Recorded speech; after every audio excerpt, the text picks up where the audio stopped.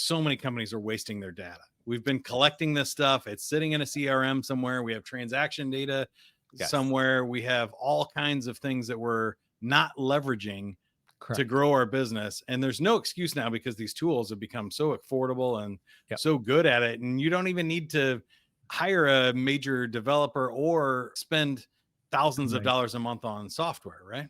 You don't. So for instance, we're all familiar with HubSpot.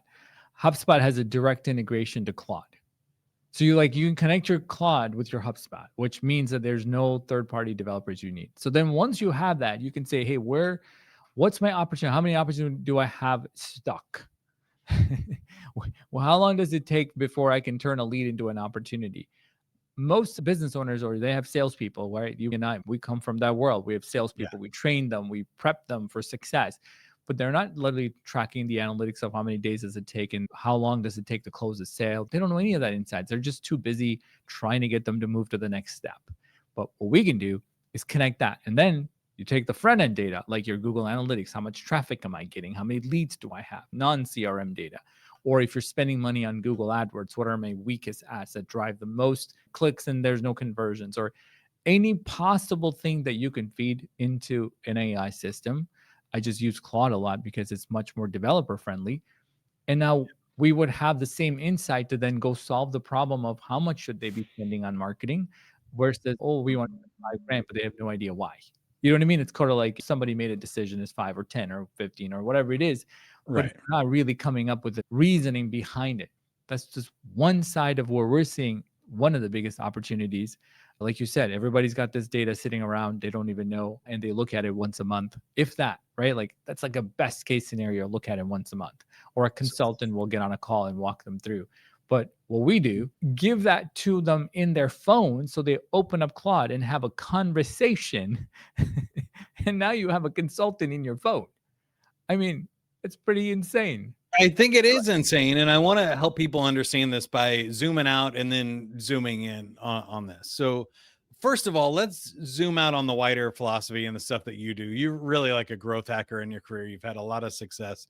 And the 10X stuff, I always think is a more interesting question because if you say, how do I get 10% better next year? It's usually work harder or longer and try a little bit, be a little bit faster than you were last year. If you want to 10X the growth of your company, you got to do something differently. You have to change processes. You have to really be strategic about what you're doing. So can you talk about that process a little bit and how you've seen that changing with AI? Absolutely. And then you're a perfect candidate because what you're doing is a 10X offer. Because in your marketing world, for Avenue 9, you're not offering a million different things. Mike, you're offering a very few things that has the potential to make Avenue 9 10X bigger. Does that make sense? So I'll give you an example. So you can be a generalist or you can be a specialist, right? We both know this. We come from that sales route where we are experts in what we do. And most of the time, what happens, these businesses that we talk to or we bring them on and we look at their sales data, most of the time it's 10% this thing, 10% that thing, 10% that thing. And then they have all this mixed bag of services because they kept adding on, bolting on services, or they added on a division or bought somebody out. And now they have some clients hanging out with this. But you really ask them, like, what is that one thing that drives the most amount of profitability in your business? The one thing, right? Like they know right out of the gate that, oh, we sell this thing that's $150,000, but we only sell 3 of them because not a lot of people know we do this. Right. And what about all these other things? Well, we sell the $15,000 thing and we sell the $2,000 thing. We sell a lot of them because, we're cheap or been around.